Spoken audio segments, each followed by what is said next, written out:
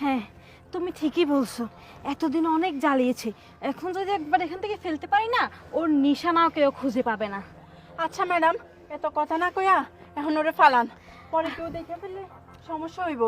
আরে দেখো না, একদম নিরিবিলি জায়গা, কেউ দেখার কোনো চান্সই নাই। এই বেয়াদবের জন্য এতদিন আমি আর আমার প্রেমিক ঠিকমতো একটু প্রেমও করতে পারিনি, একটু সময় কাটাতে পারিনি। আবার দেখেন কিভাবে চিল্লাইতেছে, লড়তেছে, মনে করে লাফি দিতা। আরে লাথি আর দেওয়া লাগবে না কষ্ট করে, এখন শুধু ফেলে দিব, তারপর একদম শেষ। ওর এখান থেকে ফেললে কেউ কখনো ওকে খুঁজে পাবে না, আর ওর ভাইয়া তো খুঁজে পাওয়া তো দূরের কথা। তুমি ঠিকই বলেছো। শোনো, আর দেরি করা যাবে না, এখন যেভাবে হোক ওকে এখান থেকে ফেলে দিই, আর আমরা আমাদের মতো চলে যাব।